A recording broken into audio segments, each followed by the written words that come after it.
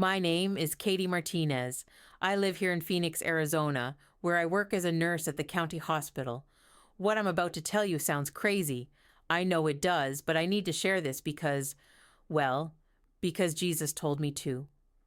3 people have asked me this week alone, Katie, what happened to you? Because honestly, I'm different now. My coworkers see it. My family sees it. Even my neighbors ask why I seem so, I don't know how to put it, more alive. It all started on October 15th last year. I was doing something I'd never really done before. A real fast, not just skipping lunch. I'm talking about no food for 6 whole days, just water. I know what you're thinking. That sounds extreme. It felt extreme too. But I felt this pull, like God was asking me to do this. So I did. Day 6 was rough, I'm not going to lie. I was tired, a little shaky, but there was this weird peace I'd never felt before. Like my prayers were, I don't know, sharper, more focused.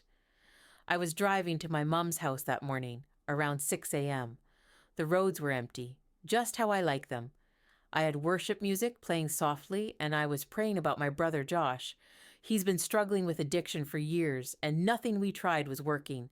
Then, everything went black. A guy in a pickup truck, completely wasted at 6 in the morning, ran a red light going about 50 miles per hour. He hit me right on the driver's side. The doctors later told me my heart stopped for exactly 17 minutes and 23 seconds. But here's the thing. Those 17 minutes felt like hours. And what I experienced, I'm still trying to process it. 1 second, I was in my crushed Honda, and the next second, I was floating above it. I could see everything. The paramedics working on my body, the drunk guy sitting on the curb crying, even Mrs. Henderson from down the street who'd come out in her robe to see what happened. But I wasn't scared. That's the weird part.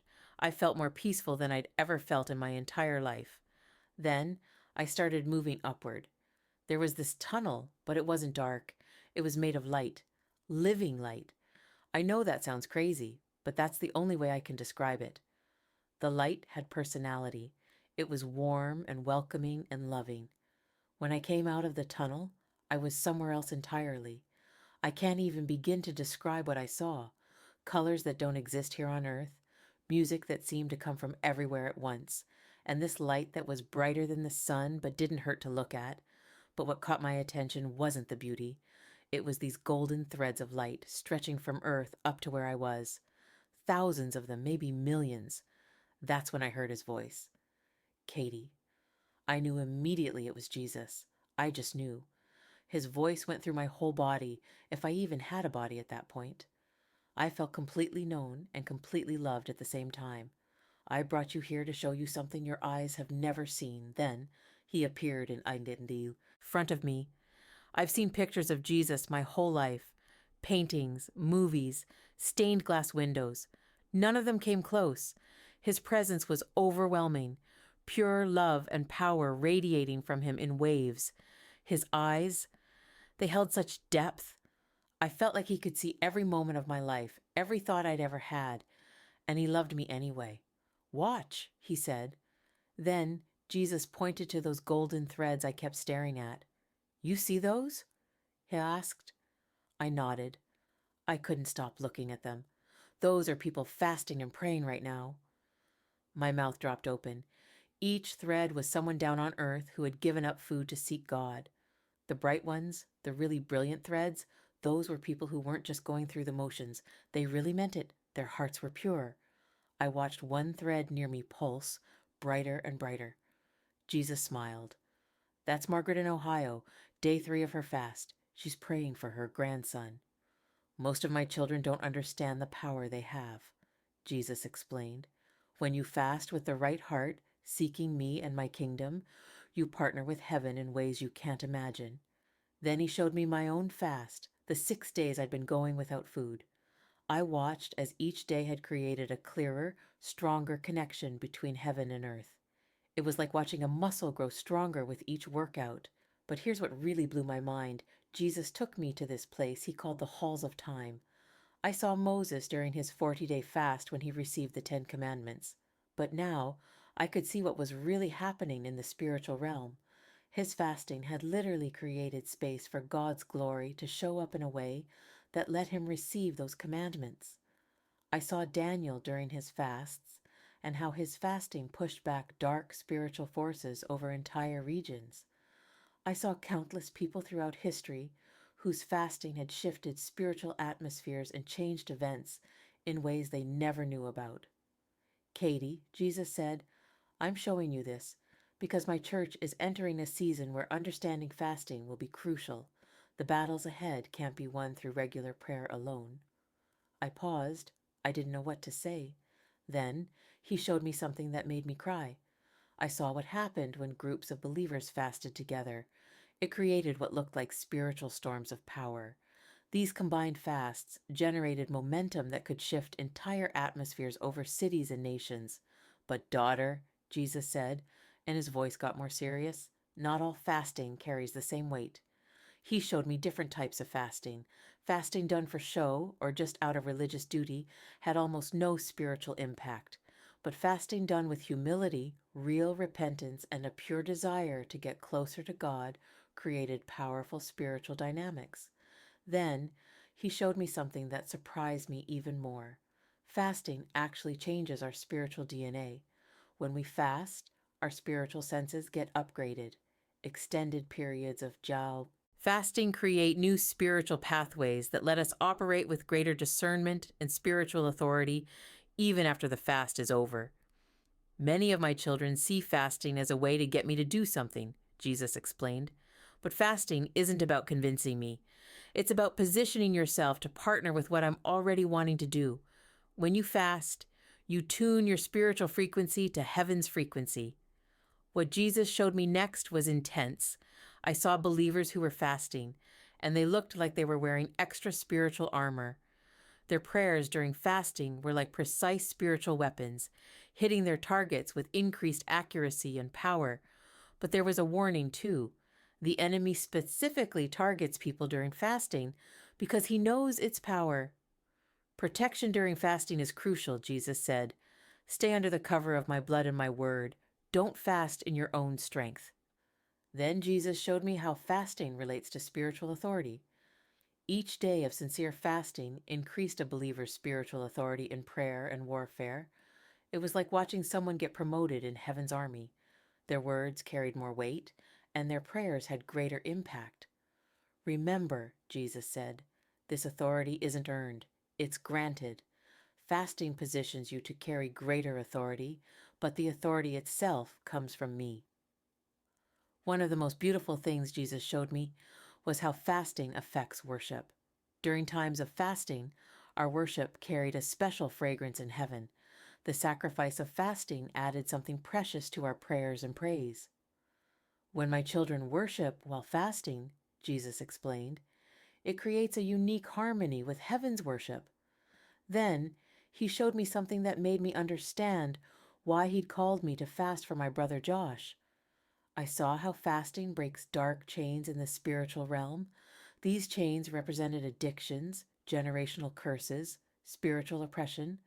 When someone fasts and prays with faith and pure motives, these chains begin to weaken and break. For a second, I just cried. I realized God had been preparing me to fight for my brother in a way I never knew was possible. But then, Jesus showed me something that brought me to tears again.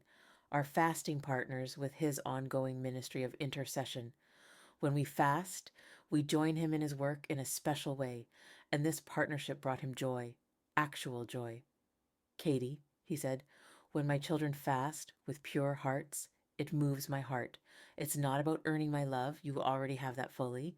It's about partnering with my purposes in deeper ways. Jesus showed me how fasting creates spiritual bridges.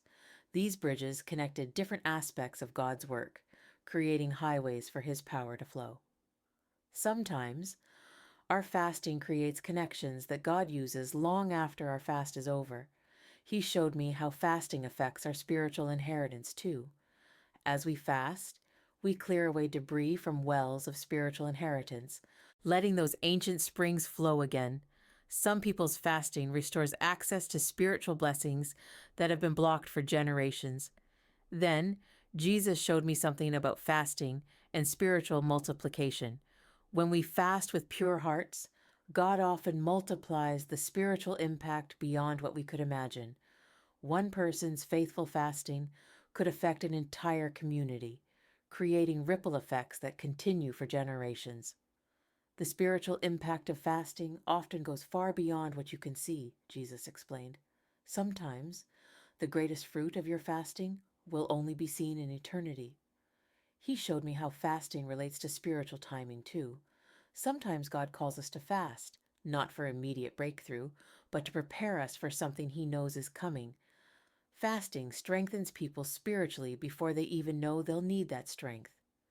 In the times ahead, Jesus said, many of my children will need to learn to fast preemptively, not just in response to crisis, but in preparation for what I know is coming. As my time in heaven was ending, Jesus gave me one final understanding. We're entering times where understanding the power of fasting will be more important than ever. God is calling His people back to biblical fasting as preparation for the days ahead. Tell them what you've seen, Jesus commanded. Tell them that I'm calling my church back to biblical fasting. The time is short, and my people need to understand these truths. Just before everything began to fade, Jesus looked at me with such love that it felt like my spirit would burst. Remember, He said, the power isn't in the fasting itself. The power is in me. Fasting positions you to partner with what I'm already wanting to do.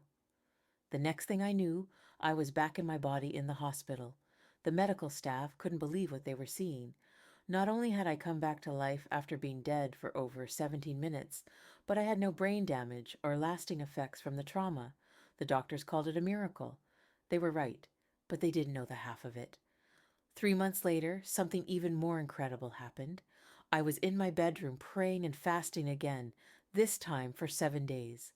I wasn't in an accident this time. The doctor said I had an unexplained cardiac event. My heart stopped for 4 minutes and 12 seconds, but in those precious moments, I was transported back to that realm of living light. Jesus was there again, His presence just as overwhelming as before. But this time, He seemed more like a friend, eager to share a precious secret. Katie, he said, I've brought you back to show you the fruit of what you've learned. Suddenly, I was shown a view of the spiritual impact that had occurred since I began sharing my testimony about fasting.